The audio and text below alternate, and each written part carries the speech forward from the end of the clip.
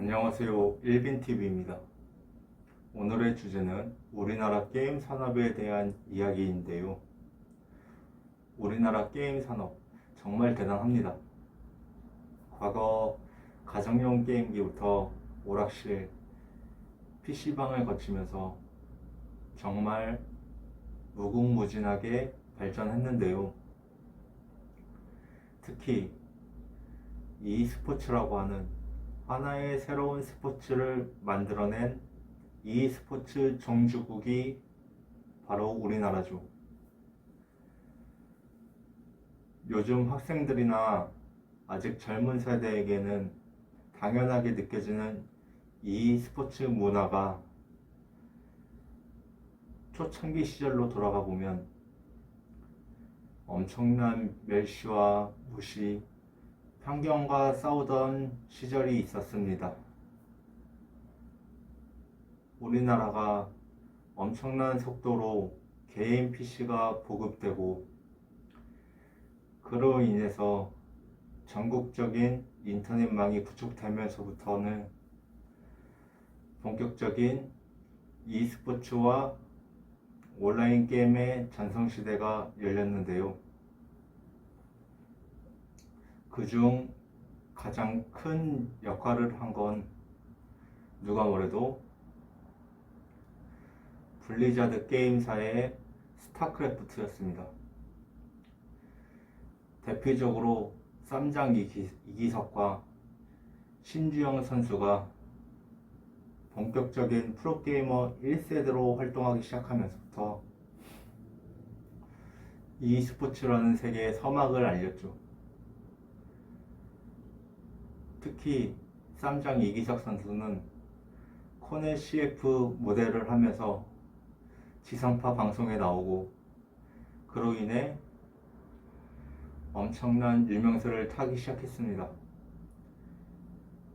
그 당시 CF 화면 하단에 작은 글씨로 최초의 프로게이머라는 타이틀이 써져 있었기 때문에 임요한 선수 등장 전까지 e스포츠를 대중에게 알린 최초의 사례라고 할 수 있겠죠.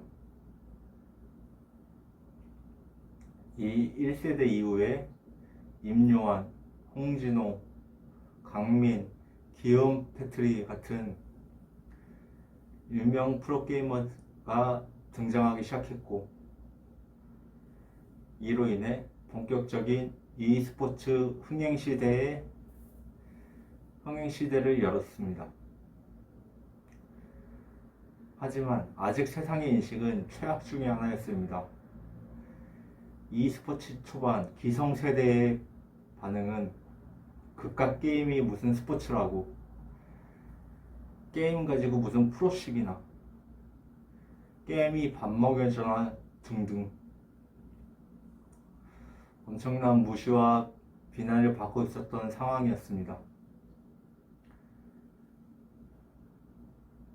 이런 상황에서는 솔직히 e스포츠의 유지나 흥행이 계속 보장되기 힘들어 보였죠. 근데 여기서 반전이 일어납니다. 전국적인 인터넷망 구축에 힘입어 우리나라 PC의 보급률이 전 세계 최고 수준으로 올라가고 또 PC방들도 전국적으로 늘어남에 따라서 우리나라 온라인 게임이 엄청난 대약진을 하기 시작한 겁니다. 특히 현재 가장 큰 욕을 먹고 있는 게임 회사인 NC소프트 같은 경우 론칭하는 게임들이 무조건 흥행하는 대단한 역사를 쓰게 됐죠. 리니지가 국내 온라인 게임 시장을 그야말로 씹어먹기 시작했고, 물론 인터넷으로 즐기는 온라인 게임이 그 당시 주류였던 CD 게임보다 가격 면에서 훨씬 저렴했고 또 저작권 문제가 확실하게 도입된 시기가 아니었기에 CD게임을 불법 다운로드해서 플레이하는 사람들이 많아서 CD게임 회사들이 엄청난 적자로 문을 닫은 회사들이 많은 것도 한몫했다고 봅니다. 어쨌든 그 후에 나온 리니지2는 우리나라뿐만이 아니라 중국에서도 대흥행을 하기 시작합니다. 여기서 그치지 않고 아이온, 블레이드 앤 소울까지 NC에서 출시하는 온라인 게임 전체가 국내 시장은 물론 아시아 시장에서 엄청난 흥행을 기록하죠. 이런 NC소프트 게임뿐만이 아니라 바람의 나라, 뮤, 라그나로크, 다크 에덴, 아스가르드, 미르의 전설, L2, 카발, 프리스트, 그라나다 에스파다, 그랜드 체이스, 던전 앤 파이터 등등 정말 엄청나게 많은 온라인 게임들이 아시아로 또 전 세계로 수출되기 시작합니다. 그로 인해 온라인 게임은 엄청난 금액의 수출 금액이 발생하기 시작했고 점점 세상의 인식이 변하기 시작한 계기가 된 게 팩트였죠. 기획재정부와 고려대학교에서 2014년에 만든 자료에 따르면 게임 산업 수출은 2000년 약 1억 달러에서 2012년 약 26억 달러로 지난 12년간 약 26배가 증가하였다. 2012년도 국내 문화 콘텐츠의 전체 수출액 중에서 게임 산업의 수출액이 차지하는 비중이 57.2%를 차지하게 될 정도로 게임 산업은 국내 문화 콘텐츠 수출을 선도할 만큼 성장하였다. 여기서 나온 국내 문화 콘텐츠 수출은 출판, 음악, 만화, 영화, 애니메이션, 방송, 광고, 캐릭터, 지식정보, 콘텐츠 솔루션 등을 전부 포함한 비중을 말하는 겁니다.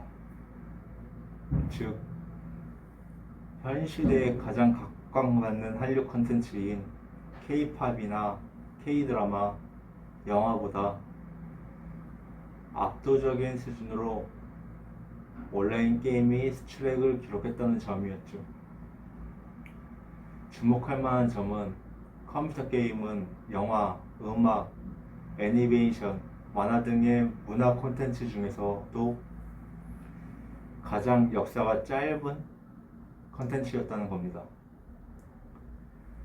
이런 예상치 못했던 한국 게임 산업의 대약진과 전 세계적인 흥행에 따라서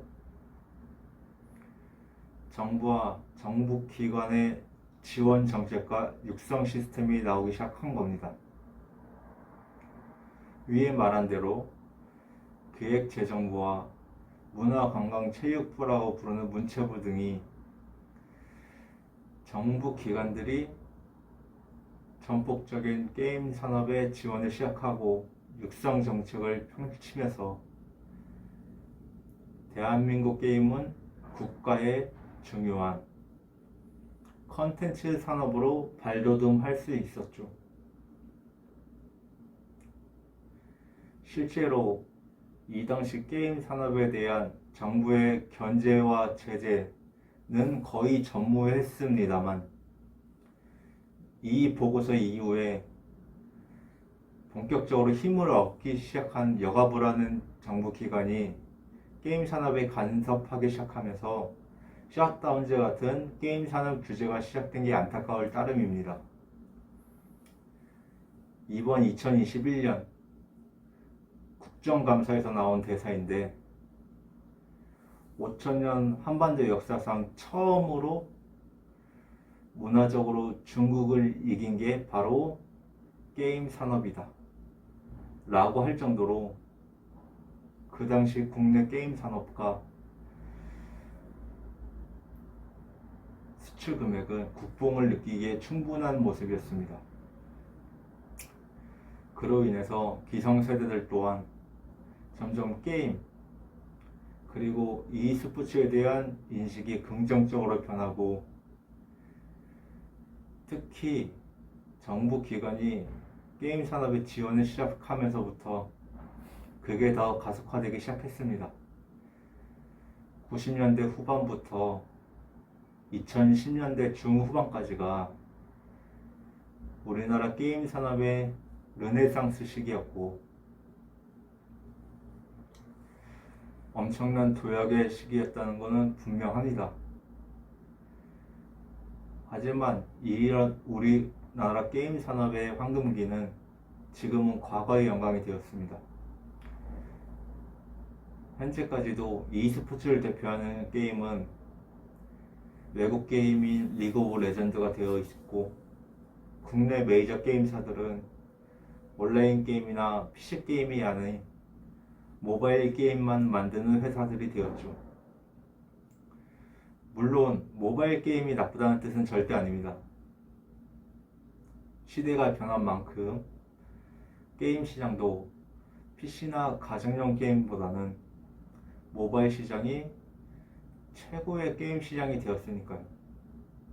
다만 안타까운 점은 흔히 페이 투 윈이라고 부르는 현질을 해야지만 게임을 충분히 즐기고 플레이할 수 있는 상황이 조성되어 있다는 게 가장 안타까운 점입니다.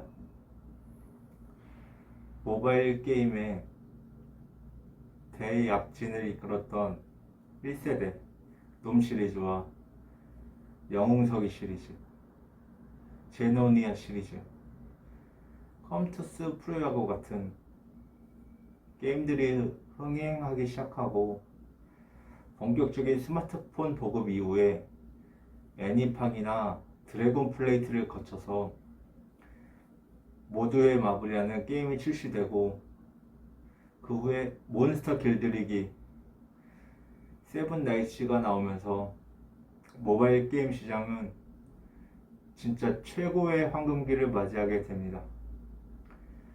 그로 인해 대부분의 게임사가 모바일 게임을 만들기 시작한 거죠. 근데 여기서 가장 문제인 작품이 등장합니다. 네, 여러분들도 다들 알고 있는 NC소프트의 리니지 M의 출시였어. 영상 초반에 말씀드린 것처럼 NC소프트의 PC 온라인 게임은 출시하는 족족 대흥행을 했었고, 그만큼 국내 게임 팬들 중에 엄청나게 많은 골수팬을 보유한 회사였죠.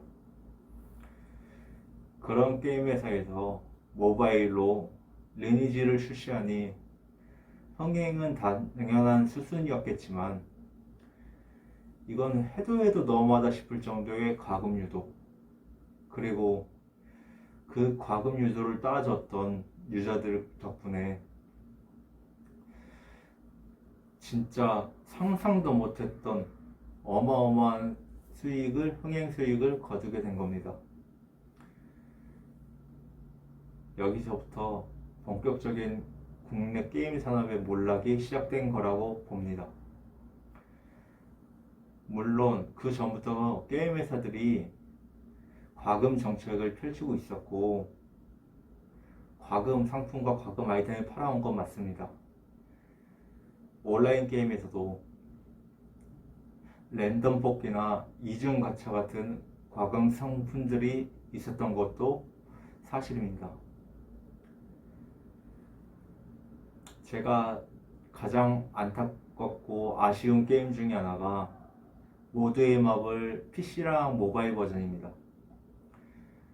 모두의 마블 얼마나 좋습니까? 어렸을 때 다들 브루마블을 하면서 자라왔고, 게임 자체가 캐주얼하고 남녀노소 즐기기에 부담 없고 실력이나 피지컬보다는 주사위 운과 약간의 전략, 전술로 게임을 할 수 있다는 점이 정말 대단한 게임이었죠. 모두의 마블이 초창기 카카오 게임으로 나왔을 때 진짜 친구들과 재미삼아 한 판씩 하거나 회사에서 점심 혹은 저녁 내기로 한 판씩 했던 추억이 아직 남아있네요. 이랬던 게임이 갑자기 유료 캐릭터들이 나오고 주사위나 장비 아이템 같은 게 나오면서 우리가 알던 브로마블 시스템이 아닌 현질한 캐릭터나 주사위를 가지고 있어야만 이길 수 있는 게임이 되니까 도저히 계속 즐길 수가 없었던 거죠. 그로 인해 모두의 마블은 점점 나락으로 떨어지게 된 거고요. 제가 장담하건대 만약 리그 오브 레전드가 국내 게임이었으면 분명히 유로 챔피언을 팔거나 스킨에 있는 등급별로 옵션을 달아줬을 것 같습니다. 전설급 스킨은 궁극기 쿨타임 감소, 사사급 스킨은 Q스킬 강화 가치요. 이미 국내 게임사들이 너무 돈만 밝히는 모습에 큰 실망을 하긴 했지만 가장 큰 나락의 시작은 리니지 M 이유가 맞긴 하죠. 리니지 M의 어마어마한 수익을 보고 국내 대부분의 게임사와 회사들이 전부라고 할 정도로 리니지 과금 모델, 리니지식 BM을 그대로 가져다가 따라 만들기 시작했죠. 카오스, 오딘, 미래의 전설, 바람의 나라 등 M 등 그냥 뭐 나오는 게임, 모바일 게임마다 전부 리니지식 BM이니까요. 이름만 바꾸면 변신 뽑기에, 펫 뽑기, 컬렉션에, 유료 장신구 등등 그냥 국내 게임사 전부가 리니지 M의 아르작 수준이었죠. 이러다 보니까 국내 게임사들은 매출 자체는 어느 정도 나와도 점점 유저들의 민심은 바닥을 치기 시작하는 겁니다. 요즘 젊은 세대에게 우리나라 게임 산업이 전 세계 최고 수준이었고, 물론 온라인 게임 한정이긴 했지만 그 당시에는 온라인 게임 시장이 게임 산업 시장 중 가장 큰 시장이었으니까요. 어쨌든 우리나라 게임들이 해외에서 흥행하는 걸 보고 국뽕을 느낀 시절이 있었다고 하면 현재 어린 세대들은 에이 구라치지 마셈, 에이 설마 그러실 것 같네요. 저도 게임 유저로서 너무 안타까운 상황 같습니다. 우리나라 게임 산업, 게임을 수입해서 즐기고 부러워하던 중국이 이제는 우리나라보다 게임을 더 잘 만들게 된 것도 게임 산업에 대한 부정적 여론에 한 숟갈 더 얹어준 것 같네요.